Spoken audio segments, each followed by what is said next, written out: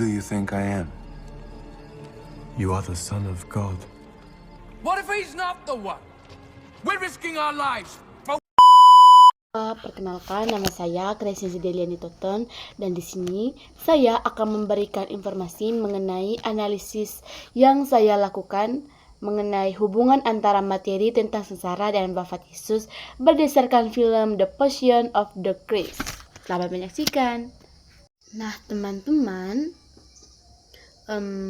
pada film The Passion of the Christ karya sutradara Mel Gibson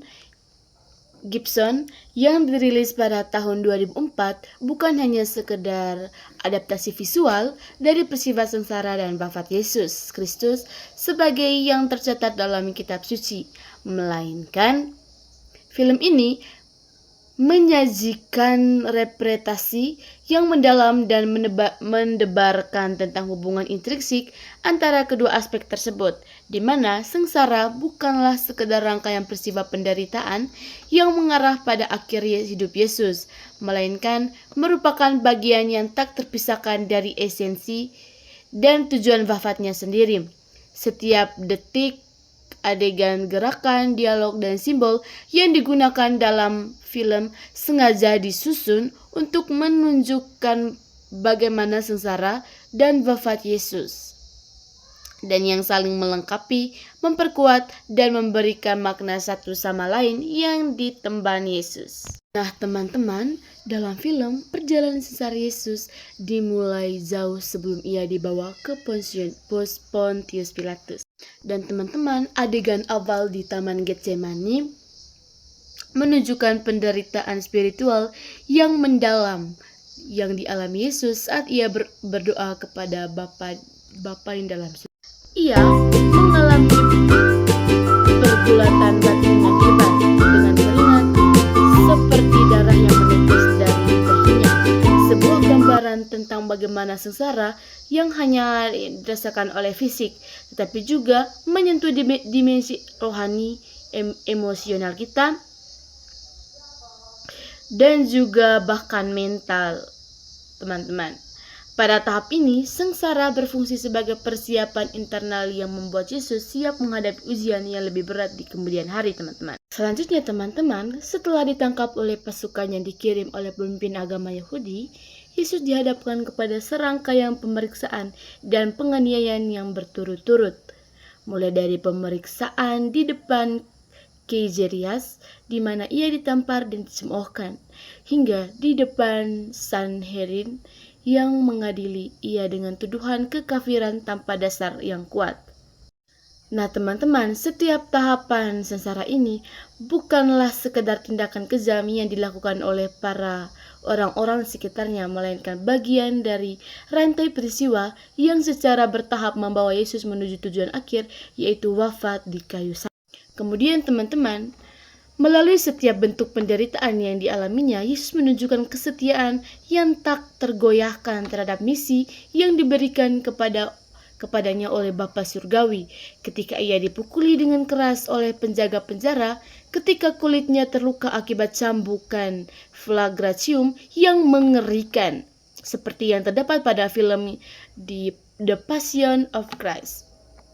Nah, teman-teman, ketika ia dipaksa untuk membawa salib yang berat melewati jalan yang penuh dengan rakyat jelata yang sebagian merendahkan dan sebagian menyesal dalam setiap momen-momen tersebut, teman-teman, Yesus tidak menunjukkan tanda-tanda menyerah ataupun mengeluh.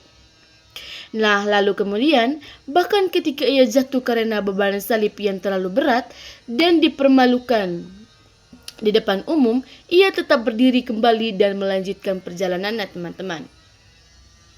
Nah, di film juga hubungan antara sengsara dan wafat terlihat jelas. Sengsara menjadi cara bagi Yesus untuk menunjukkan bahwa wafatnya bukanlah sesuatu yang ia terima dengan terpaksa, melainkan sesuatu yang ia pilih dengan sukarela sebagai untuk pengorbanan yang penuh kasih. Setiap luka pada tubuhnya menjadi bukti nyata dari kesediaannya untuk pengorbanan diri, dan setiap detik penderitaan menjadi bagian dari proses yang membuat wafatnya memiliki makna lebih dalam, teman-teman. Bukan hanya sebagai kematian seorang yang dianggap berdosa, melainkan sebagai pengorbanan yang dia lakukan untuk menyelamatkan umat manusia dari dosa dan kutukan kematian, teman-teman. Teman-teman, dalam film The Passion of the Christ secara konsisten menyisipkan referensi terhadap nubuatan-nubuatan dalam kitab suci tentang sengsara dan wafat Yesus. Misalnya ketika tangan dan kaki Yesus ditancapkan dengan paku ke kayu salib. Hal ini sesuai dengan nubuatan yang mengatakan bahwa ia akan seperti domba yang disembelih dan tubuhnya tidak akan mengalami kerusakan yang berlebihan. Ketika orang-orang membagi pakaiannya dan melempar dadu untuk mendapatkan mantilnya yang tidak disulam, hal ini juga merupakan pemenuhan dari nubuatan yang telah tercatat jauh sebelum kelahiran Yesus, teman-teman. Teman-teman, kemudian dalam analisis saya, makna spiritual yang mendalam dari hubungan dari antara film tadi, yaitu secara spiritual, hubungan antara sengsara dan wafat Yesus dalam film memberikan pemahaman bahwa keselamatan bukanlah suatu yang diperoleh dengan mudah atau tanpa biaya. Ia membutuhkan pengorbanan yang besar dari pihak Yesus sendiri, yang melalui proses sengsara yang panjang dan menyakitkan untuk akhirnya memberikan keselamatan kepada umat manusia melalui wafatnya sendiri. Kemudian teman-teman, hubungan ini juga menunjukkan bahwa keselamatan tidak hanya melibatkan pembebasan dari dosa, kutukan kematian, melainkan juga melibatkan proses transformasi diri yang dimulai dengan penerimaan akan penderitaan dan pengorbanan yang diperlukan untuk mencapai pertumbuhan spiritual. Selain itu teman-teman, hubungan antara sengsara dan wafat Yesus juga mengajarkan tentang pentingnya kesabaran dan ketekunan dalam menghadapi tantangan hidup. Seperti halnya Yesus yang tidak menyerah meskipun dihadapkan pada sengsara yang luar biasa beratnya dan akhirnya mencapai tujuan mulia melalui wafatnya. Manusia juga didorong untuk tetap tegar dan lebih menyerah dalam menghadapi setiap kesulitan yang mereka hadapi, teman-teman, dengan keyakinan bahwa setiap penderitaan yang mereka alami memiliki makna yang mendalam, akan membawa mereka pada pertumbuhan serta perkembangan yang lebih baik, teman-teman. Nah, di akhir video ini teman-teman, saya juga membuat kesimpulan dalam film The Passion of the Christ, yang dimana isinya adalah hubungan antara sengsara dan wafat Yesus Kristus adalah hubungan yang sangat mendalam, kompleks, dan tidak dapat dipisahkan dari satu sama lain, teman-teman. Sengsara berfungsi sebagai proses yang mengarah, membuatkan, dan memberikan makna pada wafat Yesus. Melalui setiap bentuk penderitaan yang dialaminya, Yesus menunjukkan kesetiaan terhadap misinya, menghubungkan diri dengan penderitaan manusia, teman-teman, dan mempersiapkan diri untuk mencapai tujuan akhir, yaitu wafat di kayu salib. Sebaliknya juga, wafat berfungsi untuk sebagai titik puncak tujuan, teman-teman, yang pemenuhan dari seluruh sengsara yang dialami Yesus. Ia memberikan makna pada setiap bentuk penderitaan yang dialami, menjadi pemenuhan dari nubuatan-nubuatan tentang keselamatan dan membawa dampak transendensi yang melampaui batasan waktu dan juga ruang.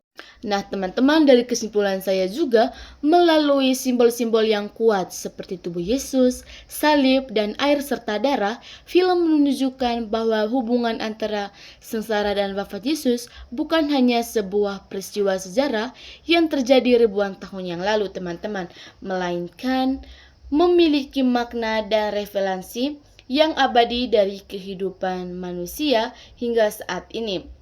Ia mengajarkan tentang pentingnya pengorbanan, kasih, kesabaran kita, dan keyakinan dalam menghadapi tantangan hidup, serta memberikan harapan bahwa seperti halnya Yesus yang melalui sengsara untuk mencapai kemenangan melalui wafat dan kebangkitannya, manusia juga dapat menemukan makna dan tujuan dalam setiap penderitaan yang mereka alami, serta mencapai kehidupan baru dan juga penuh dengan harapan dan keselamatan, teman-teman. Sekian saja video penjelasan dari saya. Jika ada kesalahan mohon dimaafkan. Terima kasih, sampai jumpa.